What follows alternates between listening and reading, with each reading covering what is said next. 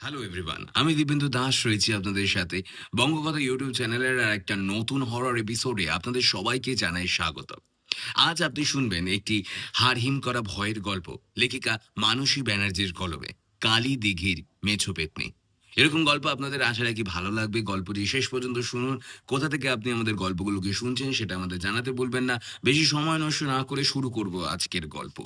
আজকে আপনি শুনছেন লেখিকা মানসী ব্যানার্জির কলমে কালী দিঘির মেছো পেতনি। গল্প পাঠ এবং গল্পের সূত্রধার আমি দিব্যেন্দু দাস। বেশ সাউন্ডে শুভ এবং পোস্টার ডিজাইনে চিত্রায়ন। শুরু হচ্ছে আজকের গল্প।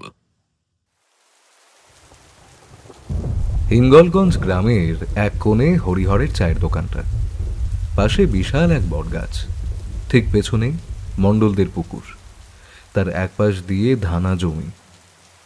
সকাল বিকেল এই হরিহরের দোকানেই গল্পের আসর বসে। আজও তার অন্যথা হয়নি।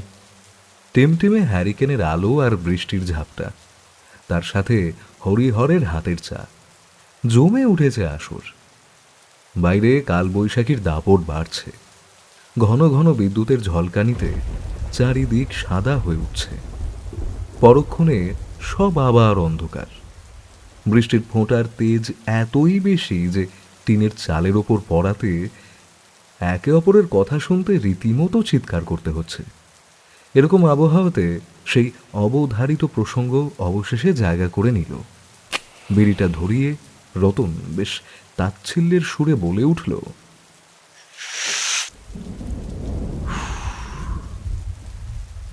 আরে ওসব ভূত টুত বলে কিচ্ছু নেই, সব বুজরুকি। আজকাল বিজ্ঞানের যুগে এসব কেউই মানে না। সেখানে উপস্থিত সকলেই রতনের কথায় সায় দিয়ে বলল, ভূত হলো দুর্বল হৃদয়ের ব্যক্তিদের লক্ষণ। আলোর খেল, আরও কত কি। দোকানের এক কোণে এতক্ষণ চুপচাপ বসেছিল 70 নিত্যানন্দ, গ্রামের সকলের নিত্য জ্যাঠা। এবার তিনি একটু নড়ে চড়ে বসলেন। গলাটা দুবার ঝেড়ে শান্ত অথচ গম্ভীর স্বরে বললেন, জোয়ান বয়সে আমিও ভূতে বিশ্বাস করতাম না, তবে আমার এই ভুল ভাঙে, আর সেই মাসুল আজও আমি দিচ্ছি। জ্যাঠার কথায় হাসাহাসিতে একটু ভাটা পড়ল। একে অপরের মুখ চাওয়াচাওয়ি করতে লাগলো। গলাটা আবারও ঝেড়ে তিনি শুরু করলেন, আজ থেকে প্রায় ওই 50 বছর আগের কথা। বয়স তখন আমার 1-20-2-3 হবে। আমার ঠাকুমা থাকতেন মথুরাগঞ্জ গ্রামে। এমনই এক বর্ষার খবর পেলাম ঠাকুমার শরীর খুব খারাপ হয়েছে। বাবা যেতে পারবেন না দেখে আমিই যাব ঠিক করলাম। সকাল সকাল বেরিয়ে পড়ি মথুরাগঞ্জের উদ্দেশ্যে। গ্রামের সীমানায় পৌঁছাতে আমার সন্ধে হলো। আষাঢ় মাসের সন্ধে, চারিদিক ঢেকে গেছে মেঘে। অন্ধকারে বিশেষ কিছু ঠাউর করতে পারছি না। হাতে থাকা টর্চের আলো জ্বালতেই সামনের কিছুটা রাস্তা আলোকিত হলো। আরেক হাতে একটা থলে আছে, যাতে আছে ঠাকুমার প্রিয় ইলিশ মাছ। গ্রামের একদিকে আছে একটি দিঘি, সকলে কালী দিঘি বলে যাকে চিনত, আর তার পাশেই বিরাট এক তেঁতুল গাছ। দিঘিটাকে খুব যত্নে পাহারা দিচ্ছে। দিঘির কাছে আসতেই দমকা বাতাস বইতে লাগলো। ঝিঝির ডাকও থেমে গেল। দূরে কোথাও শিয়ালের ডাকের সমবেত স্বরে ডেকে উঠল। হঠাৎই চুপ করে একটা শব্দ হলো। মনে হলো তেঁতুল গাছ থেকে ভারী কিছু একটা মাটিতে পড়ল। একটু চমকে উঠলাম। পেছনে ফিরে আলো দিতেই দেখলাম একজন মহিলা পুকুর পাড়ে মাথা নিচু করে বসে আছে। একটু অবাক হলাম। এক্ষুনি তো আমি ওই পুকুর পাড় ধরে আসলাম, কাউকে তো দেখলাম না। বলছি, আপনি ওই ঝড় বাদলের রাতে একা পুকুর পাড়ে কি করছেন? কোনো সাড়া পেলাম না। বেশ কয়েকবার ডাক দিল, নিরুত্তর থাকলেন মহিলা। এই দুর্যোগে একাকিনী এই নারীকে ফেলে যেতে মন চাইল না, পাছে কোনো বিপদ হয়। আলোটা নিয়ে ওই দিকে এগিয়ে গেলাম। বেশ কিছুটা সামনে যেতে নাকে একটা বিকট আষ্টে গন্ধ আসলো, ঠিক পচা মাছ আর শ্যাওলা পচা গন্ধ। মহিলার সামনে গিয়ে আলো ফেলতেই দেখলাম সে পুকুরের খুব কাছে মুখ গুজে কি একটা যেন খাচ্ছিল। আর একটু সামনে যেতেই যা দেখলাম তাতে আমার পায়ের তলা থেকে মাটি সরে গেল। নিজের চোখকে বিশ্বাস করতে পারলাম না। একটা বড় জ্যান্ত মাছ খুবলে খাচ্ছে সে, চারিদিকে মাছের রক্ত। ওর ওর হাত দুটো সরু লিকলিকে, নখগুলো বাঁকানো, অস্বাভাবিক লম্বা। আলো পড়তেই আমার দিকে ভিড়ল সে, মুখে একটা বিকট হাসি, ঠোঁট দুটো কান অবধি চেরা, চোখ দুটো সম্পূর্ণ কালো, ঠোঁটের কোণে রক্ত লেগে আছে। এ যে কোনো মানুষ হতে পারে না তা আমার বুঝতে বাকি রইল না। হাড় কাঁপানো পৈশাচিক একটা হাসি হেসে সে আমাকে বলল,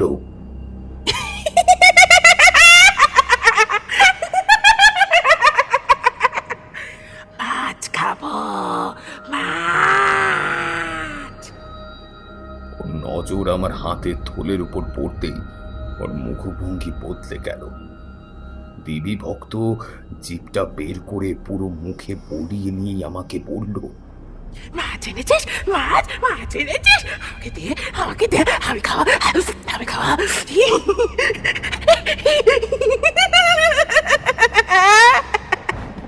আমার বুদ্ধি যেন লোপ পেল। তবে নিজেকে রক্ষা করার জন্মগত প্রবৃত্তির জোরেই দিক বিদিক জ্ঞান শূন্য হয়ে ছুট লাগালাম আমি। ছোটার সময়ই খুব বুঝতে পারলাম যে বিভীষিকা আমার পিছু নিচ্ছে। ইতিমধ্যে আকাশের মেঘ বিন্দু বিন্দু জলধারায় পরিণত হয়ে ধরাধামে নেমে এসেছে। অবশেষে আমি ঠাকুমার ঘরের উঠোনের সামনে উল্টে এসে পড়লাম। সেই আওয়াজ শুনেই ঘরের দৌড় খুলে ঠাকুমা বেরিয়ে এলেন। পেছনে ফেরার সাহস বা জোর কোনোটাই আমার ছিল না। আমার পূর্বপুরুষের নিশ্চিত কোনো সুকর্মের ফলস্বরূপ আমি ওই রাতে ঠাকুমার বাড়ি অবধি জ্যান্ত পৌঁছাতে পেরেছিলাম। ঘরে গিয়ে আমি হাঁফ ছেড়ে বাঁচলাম। ঠাকুমা আমার সাথে হওয়া অঘটনটাকে আন্দাজ করতে পেরেছিলেন, তবে তিনি আমাকে ধাতস্থ হওয়ার সুযোগ দিলেন। তারপর আমি ঠাকুমাকে সমস্ত ঘটনা খুলে বলি। আমার কথা শুনে ঠাকুমার চোখে কপালে উঠে যায়। এ কি সর্বনাশ করেছিস বাবা তুই?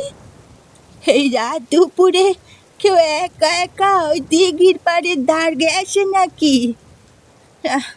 ঠাকুর তোকে এ যাত্রায় রক্ষা করেছেন, তবে আমার চিন্তা অন্য। তোর পেছনে যে কাল এসে জুটেছে সে এত সহজে চারার নয়। কেন ঠাকুমা, কি হয়েছে? ও এক ভয়ঙ্কর মেজো পেতনি। রাতের বেলা কালো দিঘির ছায়াও কেউ মারায় না। ও পেতনি একবার পিছু নিলে প্রাণ না কেড়ে শান্ত হয় না রে। ঠাকুমার কথা শেষ হতে না হতেই সারা ঘরে একটা আষ্টে গন্ধে ভরে যায়। লণ্ঠনটা তপ তপ করেই নিভে যায়। বাইরে এলোমেলো বাতাস বইতে থাকে। বৃষ্টির তেজ বহুগুণে বেড়ে যায়। ঠাকুমার সঙ্গে সঙ্গে আমার হাতটা চেপে ধরেন। সাবধান সাবধান, মুখ দিয়ে একটা শব্দ যেন না হয়। থমথমে পরিবেশ, বাইরে শুধু অনবরত বৃষ্টির শব্দ। ফোঁটাগুলো টিনের চালের উপর পড়ছে ঝনঝন শব্দ করে। আষ্টে গন্ধটা বীভৎস রকমের বেড়েছে। এমন সময় বাইরে এক তীব্র বিদ্যুতের ঝলকানিতে কয়েক মুহূর্তের জন্য চারিদিক সাদা হয়ে গেল। আর সেই ক্ষণিকের মধ্যেই জানলার বাইরে দাঁড়িয়ে থাকতে দেখলাম দিঘি পাড়ের সেই বিভীষিকাকে। তার মানে সে এখনো যায়নি। কই রে, আমাকে মাছ দিবি না?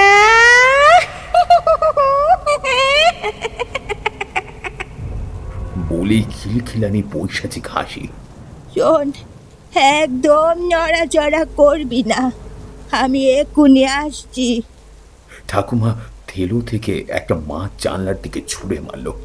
যেই না পেতনি খুশি হয়ে হাসতে লাগলো, অমনি ঠাকুমা এক মুঠো সর্ষে ছুঁড়ে দিল ওর দিকে। তখনই বাবা গো মা গো বলে চিৎকার করতে লাগলো সে। তারপর এক সময় সেই আওয়াজটা মিলিয়ে গেল, সাথে মিলিয়ে গেল সেই আষ্টে গন্ধটাও। নিত্য জ্যাঠার কথা শেষ হতেই ঠিক করে অবিশ্বাসের বাঁকা হাসি হেসে উঠল রতন সহ বাকিরাও। তার মানে জ্যাঠা, তুমি বলতে চাইছো যে মেছো পেতনি তোমার পিছু নিয়েছিল আর তোমার সাথেই তোমার বাড়ি অবধি গিয়েছিল? আরে পারো বটে তুমি জ্যাঠা, এই বয়সে এসেও ভারী মস্করা করতে পারো। রতনের সাথে তাল মেলালো সকলে।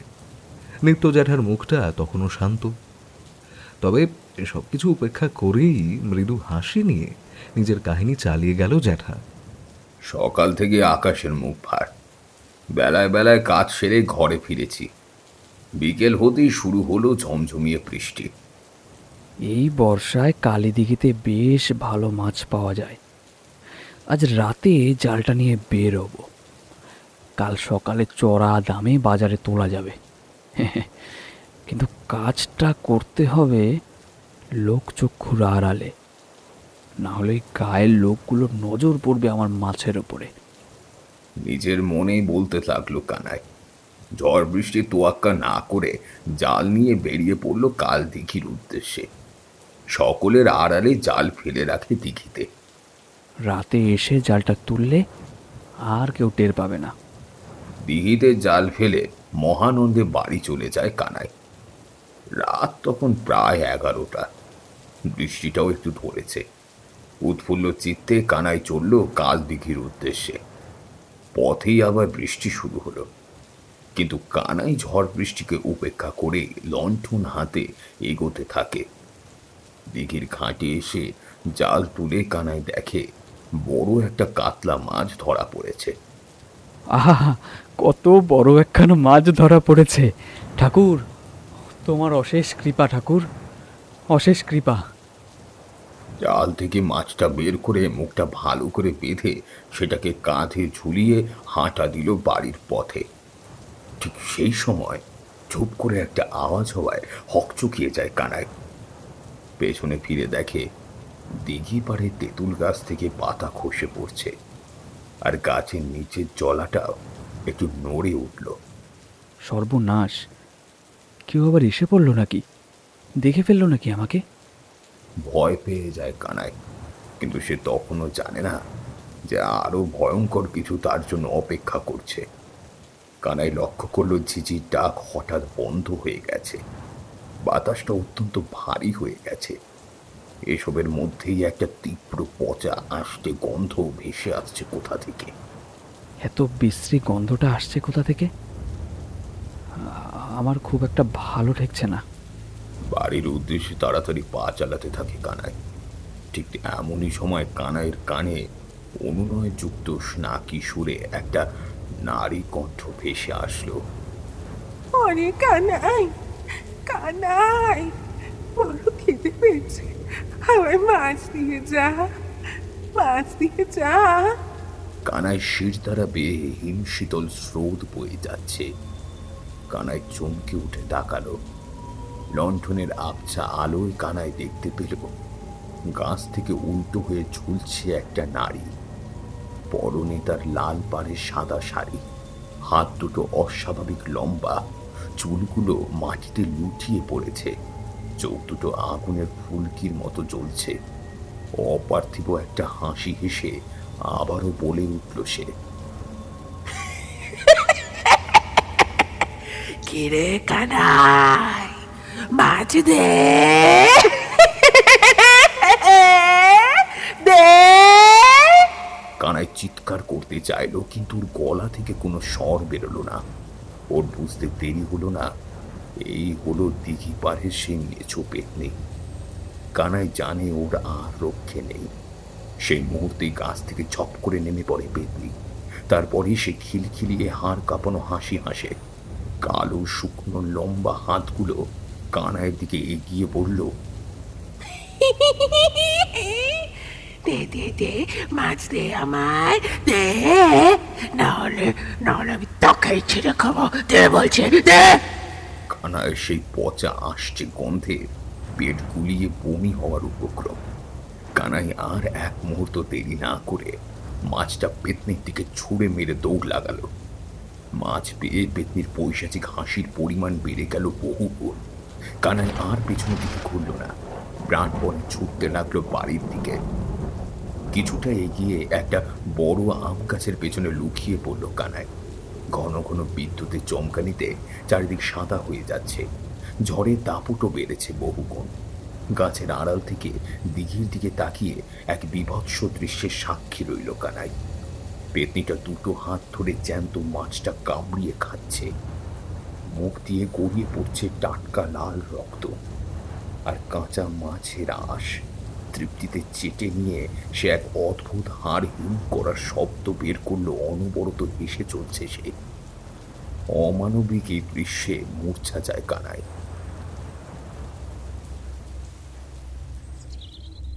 পরদিন সকালে গ্রামবাসী কানাইকে আম গাছের নিচে অজ্ঞান অবস্থায় পড়ে থাকতে দেখে। সকলে মিলে কানাইকে বাড়ি পৌঁছে দেয়। আয় আয় ভগবান, এ কি হলো আমার ছেলেটার?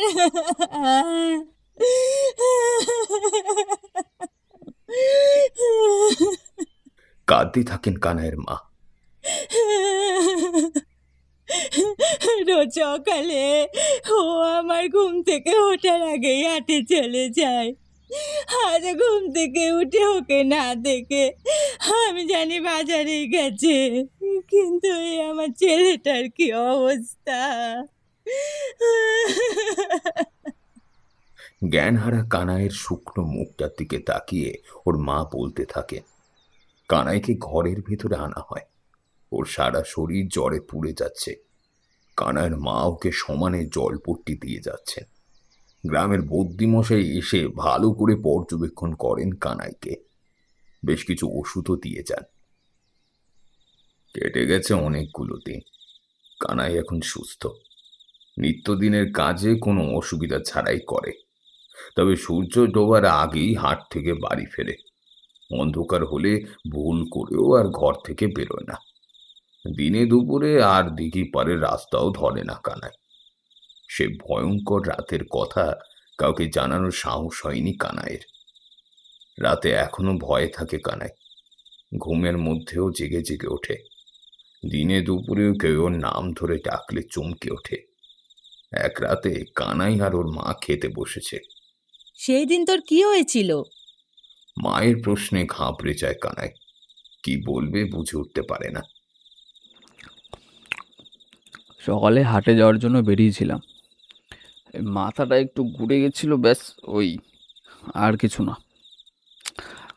আচ্ছা মা, বলছি মেছো পেতনির খপ্পরে পড়লে মানুষ বাঁচে?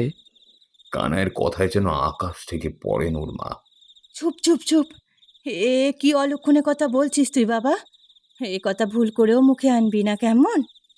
কিছুক্ষণ চুপ করে আবারও তিনি বলেন, তুই আমাকে একটা সত্যি কথা বল তো, তুই কি কোনো কারণে ওই দিঘির পাড়ে রাতের বেলা গিয়েছিলিস? তুই কি মেছো পিচাসকে দেখেছিস? বল বাবা, সত্যি কথা বল। মায়ের কথায় মাথা নেড়ে দিঘি পারে যাওয়ার কথা অস্বীকার করলেও কানাইয়ের মনের মধ্যে ভয় যেন আরো গভীরে গেঁথে যায়। বলো না মা, ওকে দেখলে কি হয়? আহ, তুই কেন ওর কথা বারবার বলছিস বলতো? আচ্ছা, তবে শোন, একবার যে ওই কালের মুখে পড়েছে সে আর কোনো দিন বেঁচে ফেরেনি। আর যদি একবার পালিয়ে আসেও, ওই পেতনি তার প্রাণ কেড়ে না নেওয়া অবধি তার পিছু ছাড়ে না। আজ এ কথা পেরেছিস ঠিক আছে, তবে জীবনে আর কোনো দিন এ কথা মুখেও আনবি না বাবা, বুঝেছিস? শোন, তুই তো রাত দুপুরে হাটে যাস, ও পথ ধরে ভুলেও যাস না যেন। মায়ের শেষের কথাগুলো যেন আর কানে ঢুকছে না কানাইয়ের। বাইরের পরিবেশ থমথমে, আকাশ জুড়ে কালো মেঘের ঘনঘটা। কানাইয়ের মা নিশ্চিন্তে ঘুমাচ্ছে বিছানায়।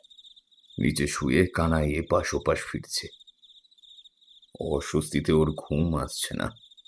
মায়ের কথাগুলো যেন ওর কানে বাজছে।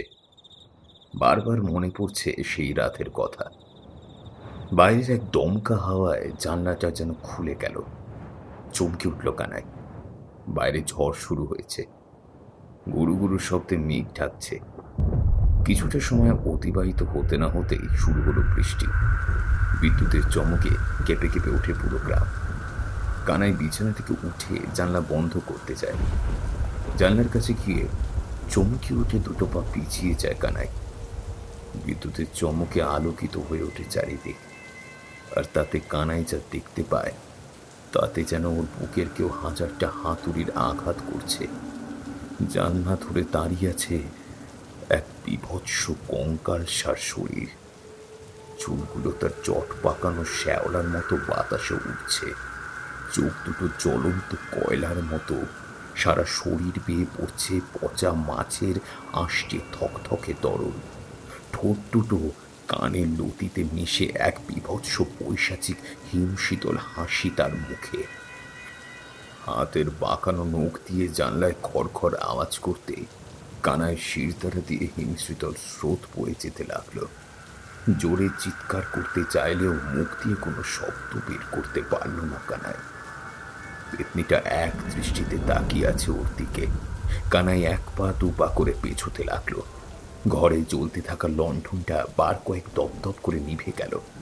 চারিদিকটা ডুবে গেল জমাট বাঁধা নিখোঁজ কালো অন্ধকারে। ঘরের বাতাস ভারী হয়ে ব্যাঘাত ঘটাচ্ছে কানাইয়ের শ্বাস প্রশ্বাসে। বাতাসে তখন শুধুমাত্র সেই পচা মাছের আষ্টে গন্ধটা ওকে আষ্টে পৃষ্ঠে পেঁচিয়ে ধরছে। বাইরে ভুবন কাঁপানো বিদ্যুতের এক ঝলকানিতে আবারও চারিদিকটা সাদা হয়ে গেল। কানাইয়ের মুখের থেকে কয়েক আঙুল দূরে তখন ওই বিভৎস চেহারাটা। লক লক করছে জিভটা, চোখ দুটোতে একটা অদ্ভুত লালসা। মাংসহীন চোয়ালটা হাঁ করতেই একটা চটচটে ঠান্ডা দুর্গন্ধযুক্ত তরল কানাইয়ের মুখে ছিটকে লাগলো। কানাই শক্ত করে চোখ দুটো বন্ধ করে নিল। পেতনিটা নিজের কালো কুচকুচে কঙ্কালসার হাত দুটো দিয়ে শক্ত করে চেপে ধরল কানাইয়ের গলাটা। কষ্টে ছটফট করতে লাগলো কানাই। পেতনিটা নিজের কর্কশ চেরা গলায় ফিস ফিস করে উঠল, মাছ দিবি না, মাছ দিবি না। কানাই বাঁচার চেষ্টায় পা দুটো ছুটতে লাগলো।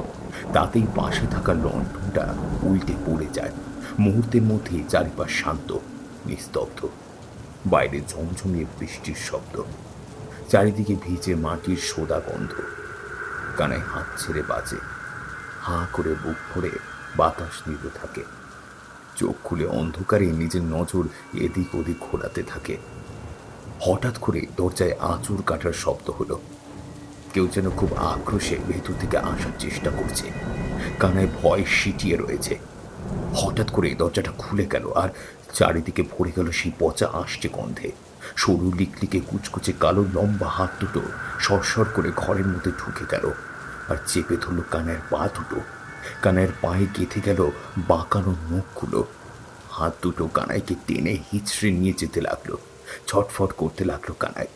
অবশেষে দিঘির পাড়ে আছড়ে ফেলে রাখে কানাইকে। রক্তাক্ত কানাই ভয়ে আর ব্যথায় গোঙাতে থাকে। পেতনি তার বীভৎস রূপ আর পৈশাচিক হাসি নিয়ে এগিয়ে এসে ঝাঁপিয়ে পড়ে কানাইয়ের উপরে। তীব্র আর্তনাদ করে ওঠে কানাই। আর তারপর সব শান্ত, নিস্তব্ধ। সকালবেলা গ্রামের লোকজন নিজেদের কাজের উদ্দেশ্যে বেরোয়। দিঘি পারে কানাইয়ের ক্ষতবিক্ষত রক্তাক্ত নিথর দেহ পড়ে থাকতে দেখে গ্রামবাসীদের চক্ষু চড়ক গাছ। এ তো আমাদের কানাই! কি অবস্থা হয়েছে ওর? চমকে উঠে জগায়। এ নিশ্চয়ই ওই মেছো পেতনির কাজ। কোন কুক্ষণে এই দিঘি পাড়ে এসেছিল? কি দরকার থাকতে পারে লোকের? গ্রামের মাতব্বর ভট্টাচার্য মশাই বলে ওঠেন। কানাইয়ের মৃতদেহ নিয়ে যাওয়া হয় ওর বাড়িতে। কানাইয়ের মার একমাত্র ছেলের এই অবস্থা দেখে জ্ঞান হারা। কানাইয়ের দাহ কর্ম সম্পূর্ণ করা হয়। গ্রামের লোক বলা বলি করতে থাকে কানাই হয়তো মাছের লোভে দিঘিতে গিয়েছিল, আর সেখান থেকেই সে ওই ভয়ঙ্কর মেছো পেতনির খপ্পরে পড়ে। ওই ডাইনি আমার ছেলেটাকে গেল গো, এখন আমার কি হবে?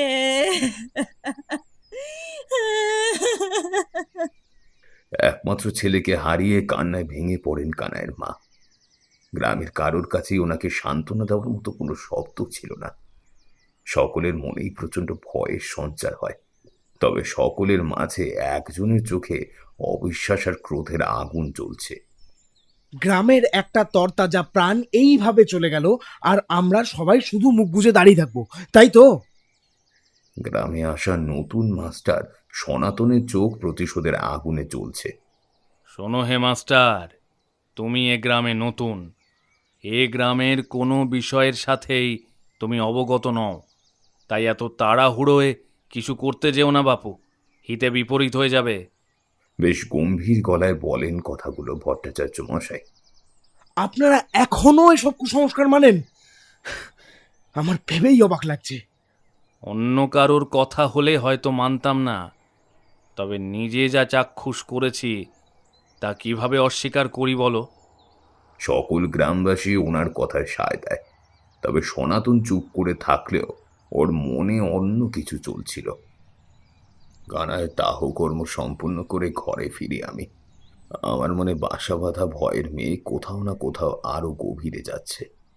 কারণটা অজানা নয়। আমিও সেই রাতে মেছো পেতনির সম্মুখীন হয়েছিলাম। কোনো ক্রমে ঠাকুমার বুদ্ধিমত্তার জোরে সেইবারের মতো রক্ষা পেয়েছিলাম। তবে আমি জানি, একবার যখন সেই বিভীষিকার পাল্লায় পড়েছি, আমার নিস্তার নেই। শিউরে উঠলাম আমি। রাতে খাবার দিয়েছে ঠাকুমা। ভাতগুলো নিয়ে শুধু নাড়াচাড়া করছি। ঠাকুমা আমার অবস্থা বুঝতে পারলেন। আমি জানি রে বাবা, তোর মনে এখন হাজার প্রশ্ন। সেই রাতের ঘটনায় আমিও খুব দুশ্চিন্তায় আছি। ঠাকুমা, এই মেছো পেতনি কে? ওর থেকে মুক্তি পাওয়ার কি কোনো উপায় নেই? অতৃপ্ত আত্মার থেকে মুক্তি পাওয়া অত সহজ নয় রে বাবা। অতৃপ্ত আত্মা? হ্যাঁ বাবা, অতৃপ্ত আত্মা। এ প্রায় আজ থেকে 50 বছর আগেকার কথা। কাল দিঘির পাড়ের ওই বড় গাছটার কাছেই ছিল ছোট্ট একটা কুঁড়ে ঘর। সেখানে থাকতো বিন্দু আর তার স্বামী। বিন্দু মাছ খেতে আর রাঁধতে খুব ভালোবাসতো। ও স্বামী প্রতিদিন বাজার থেকে মাছ কিনে আনতো ওর জন্য। একবার সে বিন্দুর স্বামীর কঠিন অসুখ হলো। সে বিছানা ছেড়ে উঠতেই পারে না। আর এদিকে মাছ খেতে না পেয়ে বিন্দু চটপট করতে থাকে। মাছের আশায় বিন্দু নিজেই জাল নিয়ে বেরিয়ে পড়ে মাছ ধরতে। দিঘিতে গিয়ে জাল ফেলে মাছও পেয়ে যায়, আর মহা আনন্দে বাড়ি ফেরে সে। আর এরপর থেকে বিন্দু প্রায়শই মাছ ধরতে দিঘিতে যায়। বর্ষাকালের এক সন্ধ্যায় বিন্দু দিঘি পাড়ে বসে মাছ ধরছিল, আর হঠাৎ করেই চারিদিক কালো মেঘে ঢেকে গেল। শুরু হলো ঝোড়ো হাওয়া, কিন্তু বিন্দু তখনও ঝড়ের তোয়াক্কা না করে দিঘি পাড়ে বসে মাছের আশায়। আশেপাশে তখন কেউ ছিল না। আর কিছুক্ষণের মধ্যেই শুরু হলো মেঘ ভাঙা বৃষ্টি। দিঘির জল উথাল পাতাল হতে শুরু করেছে। বিন্দু ভয় পেয়ে উঠে ঘরে ফিরে আসতে গেল। আর ঠিক সেই মুহূর্তেই বিন্দুর জালে টান পড়ল। বিন্দু মাছের লোভে সেখানেই দাঁড়িয়ে থেকে জাল ধরে টানতে লাগলো, কিন্তু কোনোভাবেই সেই জালটা পাড়ে আনতে পারছিল না। এমন সময় বিন্দু পা পিছলে দিঘির জলে পড়ে যায়। বিন্দু সাঁতার জানতো না, তাই বাঁচার জন্যে সে খুব চেষ্টা করতে লাগলো। কেউ বাঁচাও, বাঁচাও আমায়, বাঁচাও, বাঁচাও, বাঁচাও। কিন্তু আশেপাশে কেউ না থাকায় কেউই বিন্দুর সাহায্য করতে পারলো না। দিঘির জলে তলিয়ে গেল বিন্দু। অনেক সময় পেরিয়ে যায়। এই তুমুল ঝড় বৃষ্টিতে বিন্দু বাড়ি না ফেরায় চিন্তায় আকুল হয়ে বিন্দুর স্বামী ঝড় বৃষ্টি থামলে সে চিৎকার করে গ্রামের লোক জড়ো করে। আর গ্রামবাসীরা সেই রাতেই মশাল নিয়ে খুঁজতে বেরোয় বিন্দুকে, কিন্তু কোথাও আর তাকে পাওয়া যায় না। হতাশ হয়ে সকলে ফিরে আসে। আর পরদিন সকালে বিন্দুর নিষ্প্রাণ দেহ দিঘির জলে ভেসে ওঠে।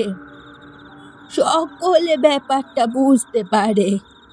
স্ত্রীর এরূপ করুণ পরিণতি দেখে সেই মুহূর্তেই প্রাণ ত্যাগ করে বিন্দুর স্বামী। এত কিছু বলে কিছুক্ষণ নীরবে থাকেন ঠাকুমা, তারপর আবার বলতে শুরু করেন। এর কিছুদিন পর থেকেই আমাদের গ্রামে নানা অদ্ভুত ঘটনা ঘটতে থাকে। দিঘির পাশ দিয়ে আসতে গেলেই পাওয়া যায় বিকট এক পচা আষ্টে গন্ধ। দিঘির মাছগুলোকে মরা হাত খাওয়া অবস্থায় পাওয়া যেতে থাকে। প্রথমে তো চোরের উপদ্রব মনে হলেও পরে বোঝা যায় হে কোনো মানুষের কাজ নয়। দিঘি পার দিয়ে ফেরার সময় অনেকেই এক অমানবিক পৈশাচিক হাসি শুনতে পেয়েছে। কেউ কেউ নাকি এক বীভৎস নারী মূর্তিকে দিঘির ঘাটে বসে কাঁচা মাছ খুবলে খেতেও দেখেছে। রাতে ওই পথ দিয়ে ফেরার সময় অনেকেই ওই পেতনির শিকার হয়েছে। সকালবেলা পাওয়া গেছে ওদের ছিন্ন ভিন্ন মৃতদেহ। কারোর আর বুঝতে বাকি থাকেনি যে এই মেছো পেতনি আর কেউ নয়, বরং বিন্দুই। অকাল মৃত্যুর কারণে বিন্দুর আত্মা শান্তি পায়নি। মাছের প্রতি টান আর অকাল মৃত্যুর কারণে সে পরিণত হয় এক মেছো পেতনিতে।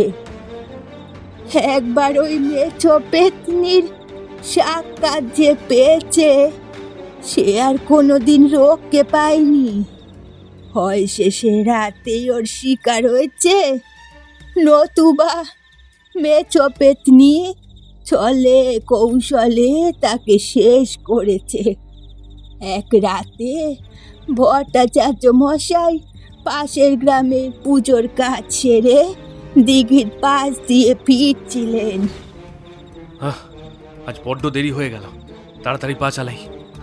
আর ঠিক তখনই একটা অদ্ভুত শব্দ পেলেন তিনি। এত রাতে দিঘি পাড়ে কে হতে পারে?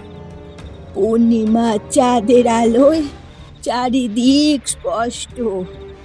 ভট্টাচার্য মশাই একটু এগোতেই দেখলেন দিঘির ঘাটে এক নারী মাথা নিচু করে কিছু করছে। তিনি কিছু জিজ্ঞেস করতেই যাবেন, তখনই তিনি যা দেখলেন তাতে তার প্রাণ ওষ্ঠাগত। দিঘি পাড়ে এক নারী গোগ্রাসে কিছু কাটছে, আর তার চারিদিক টাটকা রক্তে ভেসে যাচ্ছে। ভট্টাচার্য মশাইয়ের বুকটা দপ করে উঠল। আর একটু উকি দিয়েই তিনি দেখলেন নারীটি একটা গোটা কাঁচা মাছ খুবলে খাচ্ছে। ভয়ে ভট্টাচার্য মশাইয়ের হাত পা ঠান্ডা হয়ে গেল। আর কোনো দিকে না তাকিয়ে খ্রিস্টদেবের নাম জপ করতে করতে ছুটলেন বাড়ির দিকে। তারপর তারপর কি হলো ঠাকুমা?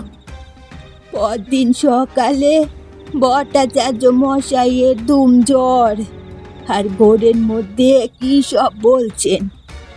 বদ্যি ডাকা হলো, তার ওষুধে কয়েকদিনের মধ্যে তিনি সুস্থ হলেন, গায়ে সবা বসলো।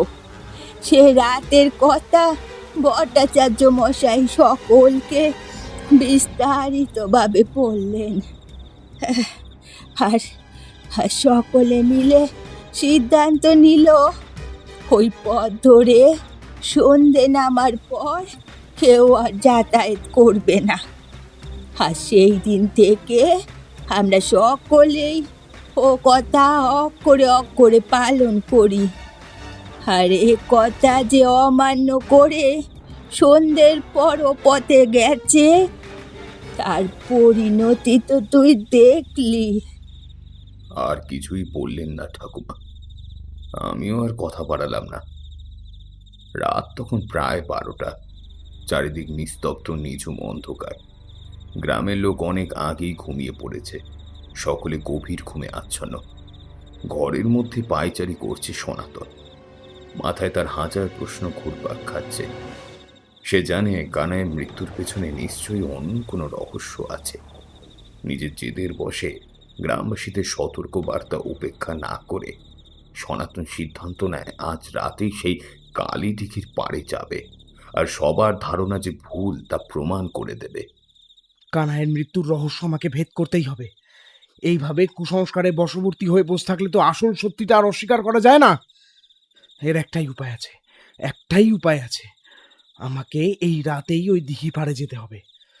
কাল সকালে যখন আমাকে ওরা সবাই জীবিত দেখবে, তখনই ওদের এই ধারণা কাটবে। হ্যাঁ হ্যাঁ, তবে তবে আমাকে দেখতেই হবে রাতের বেলা ওই দিঘি পাড়ে কে মানুষগুলোকে ভয় দেখায়, আর কানাইকেই বা কে কে ওরকম নৃশংসভাবে হত্যা করলো। বদ্ধপরিকর সনাতন হাতে টর্চ নিয়ে বেরিয়ে পড়ল কালীদিঘির সত্য উদ্ঘাটনের উদ্দেশ্যে। দিঘির কাছাকাছি আসতেই পরিবেশটা কেমন যেন ভারী হয়ে আসলো। ঝিঝির ডাক বন্ধ হয়ে গেল আচমকা। চারিদিক নিস্তব্ধতা।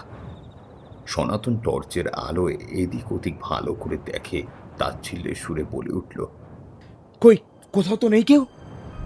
সনাতন দিঘির পাড়ে গিয়ে বসল। ঠান্ডা দমকা হাওয়া সনাতনের সারা শরীরে শিরশিরানি ধরিয়ে দিল। হঠাৎ একটা পচা আষ্টে গন্ধে ভরে গেল চারিদিক। ঠিক যেন কেউ শয়ে শয়ে পচা মাছ সনাতনের চারপাশে ছড়িয়ে ছিটিয়ে দিয়েছে। কে কে ওখানে? কে ওখানে? কে ওখানে? কে? ওদিক থেকে কোনো উত্তর এলো না। তবে সেই অবয়ব আগাছার মতো পাকানো হাওয়ায় ভাসছে। তার ভিজে শরীর থেকে জলের বদলে কালো বলছে। সনাতন চিৎকার করতে চাইল, তবে ভয়ে তার গলা থেকে কোনো শব্দ বেরোলো না। মাছ দিবি না আমাকে? হেই, বড় খিদে পেয়েছে। সনাতন কিছু বোঝে ওঠার আগেই পেতনিটা ওর লম্বা হাত দুটো দিয়ে সনাতনের গলাটা পিছিয়ে দে। একসময় থেমে গেল। আজ আমি মানুষ খাবো, মানুষের মাংস, বড় স্বাদ।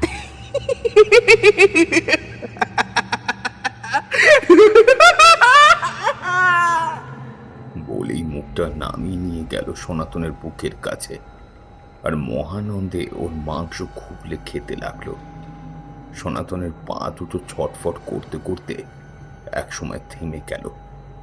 চারিদিক কেঁপে উঠল মেছো পেতনির পৈশাচিক অট্ট হাসছে। রোজকার মতো আজ সকালেও মথুরাগঞ্জের লোকেরা কালীদিঘির পথ ধরে নিজেদের কাজে যাচ্ছে। দিঘির কিছুটা সামনে আসতে স্থির হয়ে দাঁড়িয়ে পড়ে তারা। দেখতে পায় সনাতন মাস্টারের খুব লেখা মৃতদেহ। ভট্টাচার্য মশাই গ্রামের সকলকে নিয়ে আলোচনায় বসেন। আমি আগেই বলেছিলাম ওই দিঘি পাড় ভালো না, কিন্তু মাস্টার আমার কথা শুনলো কই?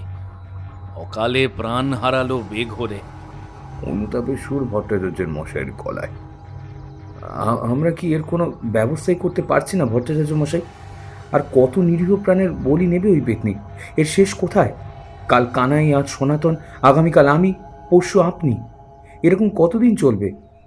এরকম চলতে থাকলে তো মথুরাগঞ্জ একদিন শ্মশানে পরিণত হবে।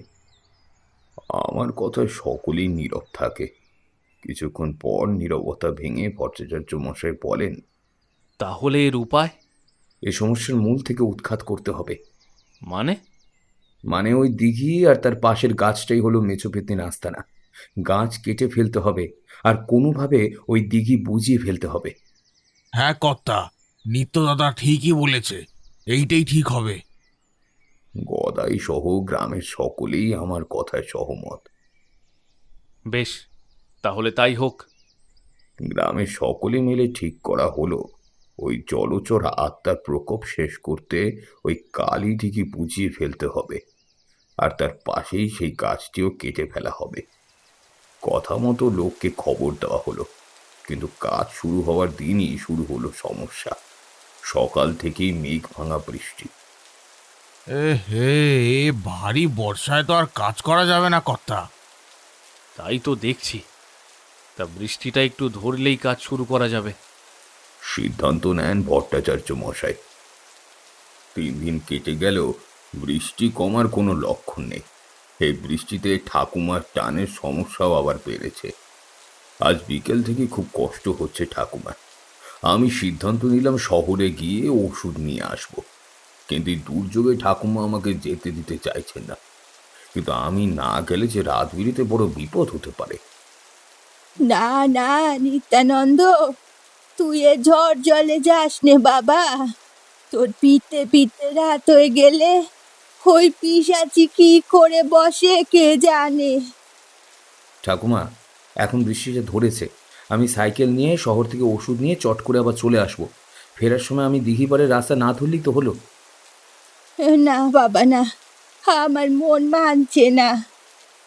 তুমি চিন্তা করো না ঠাকুমা, আমি সাবধানে থাকবো। ঠাকুমাকে অনেক বুঝিয়ে আমি বেরিয়ে পড়লাম। আমার বুকটা যে দুরু দুরু করছিল না তেমনটা নয়, তবে আমাকে যে সে সময় বেরোতেই হতো। সাইকেল আর টর্চ নিয়ে শহরের উদ্দেশ্যে বেরিয়ে পড়লাম। কাজ সারতে সারতে সন্ধ্যা পেরিয়েছে। রাত 9টা নাগাদ গ্রামের সীমান্তে পৌঁছালাম। ঝিরিঝিরি বৃষ্টি পড়ছে। সোজা পথে গেলে অনেকটাই দেরি হবে। কম সময়ে পৌঁছাতে হলে ওই দিঘি পাড়ের রাস্তাই শ্রেয়। একবার মনে হলো ওই পথ ধরি। পরক্ষণেই মাথাটা ঝাঁকিয়ে সোজা রাস্তা দিয়েই এগোলাম। একটা বাঁকের সামনে দাঁড়ালাম। সেই বাঁক ঘুরলেই দিঘি পাড়ের রাস্তা। সামনে একটা অবয়ব দেখে বুকটা ছ্যাত করে উঠল। আমি সাইকেলটা চালিয়ে ঘুরে যাচ্ছি, তখনই একটা পরিচিত কণ্ঠে নিজের নামটা শুনতে পেলাম। নিত্য! এই যে ভট্টাচার্য মশাইয়ের ডাক। সাইকেলটা থামালাম। টর্চের আলোটা ওদিকে দেখাতেই দেখি ভট্টাচার্য মশাই দাঁড়িয়ে। বৃষ্টির জেরে ভিজে গেছেন একেবারে। এই সময় আপনি এখানে কি করছেন ভট্টাচার্য মশাই? তোমার ঠাকুমার টানের সমস্যা বড্ড বেড়ে গেছে। কতক্ষণ টিকে থাকবেন জানা নেই। ভট্টাচার্য মশাইয়ের কথাটা শুনে যেন আকাশ ভেঙে পড়ল মাথায়। আসার সময় তো ঠাকুমার অবস্থা স্থিতিশীল ছিল, এই সময়ের মধ্যে কি হয়ে গেল? নিজের মনে মনে ভাবতে লাগলাম। সোজা রাস্তা দিয়ে গেলে অনেক দেরি হয়ে যাবে। এত সময় নেই হাতে, কোনো অঘটন ঘটে গেলে। তাই আমি এখানে অপেক্ষা করছি তোমার জন্য। তোমাকে আমার সঙ্গে নিয়ে যেতে এসেছি। চলো, তাড়াতাড়ি চলো। কোনো কিছু না ভেবেই ভট্টাচার্য মশাইয়ের পিছু পিছু সাইকেল চালালাম। দিঘির পাড় অব্দি এসেছি। হঠাৎ করে তীব্র পচা আষ্টে গন্ধে নিঃশ্বাস বন্ধ হয়ে আসলো। ভট্টাচার্য মশাই, ভট্টাচার্য মশাই, সেই আষ্টে গন্ধটা, ও মনে হয় এসে পড়েছে। আমাদের তাড়াতাড়ি লুকিয়ে পড়তে হবে। ভয়ে কাঁপতে থাকি আমি, কিন্তু ভট্টাচার্য মশাইয়ের কোনো সাড়া পাই না। আলোটা উঠিয়ে সামনে ধরতেই চমকে গেলাম। ভট্টাচার্য মশাই আমার দিকে তাকিয়ে দাঁড়িয়ে আছেন, মুখে একটা অদ্ভুত হাসি। কেন জানি না আমার খুব একটা ভালো ঠেকছে না। তাড়াতাড়ি পা চালাই আমরা ভট্টাচার্য মশাই। এত তারা কিসে? হ্যাঁ? ফ্যাসফ্যাসে গলায় বলে উঠলেন তিনি। বুকের ভেতরটা আমার ছ্যাদ করে উঠল। পচা আষ্টে গন্ধটা তীব্র থেকে তীব্রতর হচ্ছে ক্রমশ। হঠাৎ একটা বিদ্যুতের ঝলকানিতে চারিদিকে আলোকিত হয়ে গেল। আমার চোখটা ভট্টাচার্য মশের পায়ের দিকে যেতেই আমি ভয়ে আঁতকে উঠলাম। ভট্টাচার্য মশের পা দুটো মাটিতে নেই, বড় মাটি থেকে কয়েক হাত ওপরে, পায়ের পাতাগুলো উল্টো দিকে মোড়ানো। আমার বুঝতে দেরি হলো না যে ভট্টাচার্য মশের রূপ ধরে আমার সামনে এখন কে দাঁড়িয়ে। দর দর করে ঘামতে লাগলাম। এদিক ওদিক না তাকিয়ে পেছন ফিরে ছুট লাগালাম। সাইকেল আর টর্চ পড়ে রইল সেখানে। পেছনে শুনতে পেলাম গগন ভেদি খিনখিনে আওয়াজ। বেশ অনেকটা এগিয়ে দেখতে পেলাম আমি আবারও দিঘি পাড়ের বড় গাছটার সামনে। বার কয়েক পালিয়ে বাঁচার চেষ্টা করলাম, কিন্তু প্রতিবারই আমি এক জায়গায় এসে থামছি। বুঝতে পারলাম আসন্ন মৃত্যুর জাতা কলে আমি ফেসেছি। সামনেই দাঁড়ানো আমার অবশ্যম্ভাবী মৃত্যু আমার অসহায়তা দেখে হাসছে। আজ তোর মাংস খাবো আমি। মানুষের মাংসে বড় স্বাদ, তারপর গরম রক্ত। তৃপ্তি তৃপ্তি। তুই আমার দিকে সেদিন বেঁচে গেছিলিস না রে, কিন্তু আজ তোকে খেয়ে আমি নিজের অপূর্ণ কাজ পূর্ণ করবই। বিন্দু নিজের কাজ কখনো অপূর্ণ রাখে না।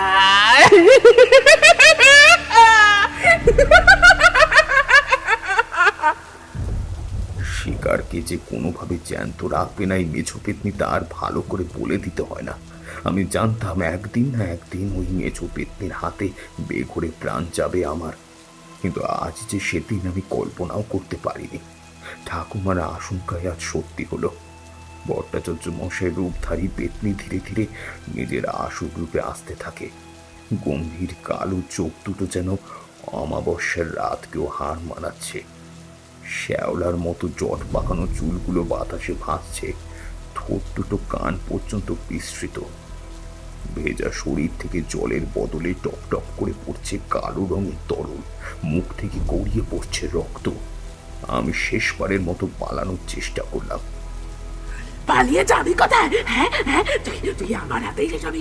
তোর রক্ত খাবো, তোকে জ্যান্ত চিবিয়ে খাবো। পালিয়ে যাবি কোথায়? বলেই এক লাফে আমার সামনে চলে এলো সে। নিজের কালো সরু হাত দুটো দিয়ে চেপে ধরলো আমার গলা। শ্বাস বন্ধ হয়ে আসছে আমার। মুখের থেকে ঠিক কয়েক আঙুল দূরে বিভৎস সেই মুখটা। আমাকে মাটিতে ফেলে আমার মুখের উপর উঠে বসলো সে। ওর মুখের চটচটে তরল গড়িয়ে পড়ছে আমার মুখে। আজ তোকে জ্যান্ত চিবিয়ে খাবো। বৈশাখীর সেই চিৎকারে আমার কানের পর্দা ফেটে যাওয়ার মতো অবস্থা। বাঁকানো নখগুলো আমার গলার চামড়া ভেদ করে ভেতরে ঢুকে যাচ্ছে। দম বন্ধ হয়ে যাচ্ছে আমার, চোখ উল্টে যাচ্ছে। ঠিক এমন সময় একটা জ্বলন্ত মশাল এসে লাগলো পেটটির মুখে। বাবা গো মা গো বলে চিৎকার করে সেটা দিঘিতে ঝাঁপ দিল। আমি কাঁচতে লাগলাম। গ্রামের কয়েকটা পরিচিত মুখ এসে আমাকে সামনে নিল। হাত ছাড়া পেয়ে গেলি, কিন্তু কতদিন? আমি আবার আসবো। কাউকে ছাড়বো না, কাউকে ছাড়বো না। দিঘির দিক থেকে তীক্ষ্ণ আর্তনাদ এসে মিলিয়ে যায়। তোমার আসতে দেরি দেখে তোমার ঠাকুমা আমাদের জড়ো করেন। ওনার মন কু ডাকছিল। আমরা আবার দেরি না করে সোজা চলে আসি দিঘির দিকে। যা আশঙ্কা করেছিলাম তাই হলো। তীব্র আঁশটে গন্ধ পেয়ে আমরা ছুটে আসি। ঠিক সময়ে এসে তোমাকে বাঁচিয়ে নিয়েছি, নাহলে আজ আরও একটা নিরীহ প্রাণ। কথাগুলো এক নাগারে বলে যান ভট্টাচার্য মশাই।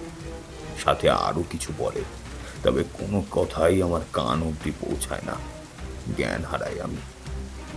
জ্ঞান ফেরে পরদিন সকালে বদ্যিমশাই এসে আমাকে ওষুধ দিয়ে গেছেন।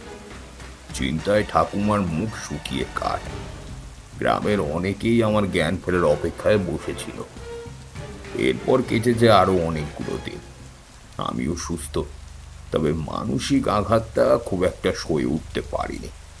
বাড়ি ফিরে এসেছি। মথুরাগঞ্জে আর পাও রাখিনি। ঠাকুমা গত হয়েছেন। শুনেছি দিঘিটা নাকি বুঝিয়ে ফেলা হয়েছে আর গাছটাও কেটে ফেলা হয়েছে। দীর্ঘশ্বাস ফেলে নিত্য জ্যাঠা। হরিহরের চায়ের দোকানে নীরবতা। সকলের চোখ স্থির নিত্য জ্যাঠার দিকে। কিছুক্ষণ পর নীরবতা ভেঙে জ্যাঠা বললেন, আজ তবে আসি, অনেক রাত হলো হে। তোমরা সকলে সাবধানে বাড়ি ফিরো। নিত্য জ্যাঠা উঠতেই একটা ঢোক গিলে রতন কাঁপা গলায় বলে, তার শুরুতে বলছো যে মাসুল দিচ্ছ এখনো? রতনের স্বরে তীব্র অবিশ্বাস। মৃদু হেসে জ্যাঠা গলার কাছ থেকে পরনের পাঞ্জাবিটা একটু সরাতেই সকলে চমকে ওঠে। জ্যাঠার গলা জুড়ে কালশিটে দাগ। কেউ যেন বেশ শক্ত করে চেপে ধরেছিল। তবে আঙুলের ছাপগুলো অস্বাভাবিক সরু আর নখগুলো লম্বা, যা সচরাচর কোনো মানুষের হয় বলে কারোর জানা নেই। সে আমাকে আজও ছেড়ে যায়নি, নিষ্কৃতি দেয়নি আমায়।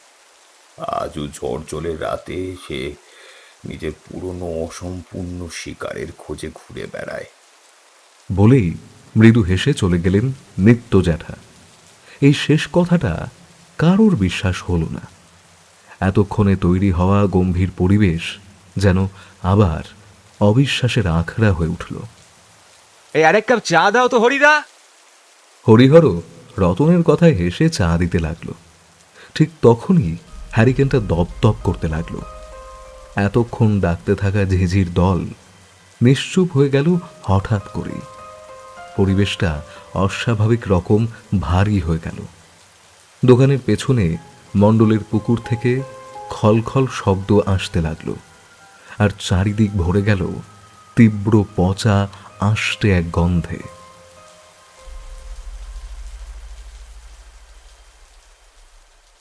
শুনছিলেন লেখিকা মানসী ব্যানার্জির কলমে হারহিম করা একটি গ্রাম বাংলার ভূতের গল্প, কালী দিঘির মেছো পেতনি। কেমন লাগলো আপনাদের আজকের এই গল্পটা সেটা আমাদের জানাবেন ইউটিউবে কমেন্টে। পুরো গল্পটাকে আপনি 10-এর মধ্যে কত রেটিং দেবেন সেটাও জানাতে পারেন। কোথা থেকে আপনি আমাদের গল্পগুলোকে শুনছেন বা কিরকম কিরকম গল্প আপনি আরো শুনতে চান সেটাও আমাদের জানাবেন। এতে আমাদের আপনাদের জন্য নতুন নতুন গল্পগুলোকে আনতে সুবিধা হবে। আজকের জন্য চললাম, দেখা হচ্ছে অন্য কোনো গল্পে। ততক্ষণের জন্য ভালো থাকুন, সুস্থ থাকুন। আর আপনি আমাকে চাইলে ইনস্টাগ্রাম বা ফেসবুকেও ফলো করতে পারেন। আমার সোশ্যাল মিডিয়া হ্যান্ডেলের লিঙ্ক এই ভিডিওর ডেসক্রিপশন বক্সে আপনি পেয়ে যাবেন। যান ওখানেও আমাদেরকে ফলো বা সাবস্ক্রাইব করে রাখুন। ভালো থাকবেন, সুস্থ থাকবেন, আর এভাবেই শুনতে থাকবেন বঙ্গকথা ইউটিউব চ্যানেলকে। দেখা হচ্ছে অন্য কোনো গল্পে।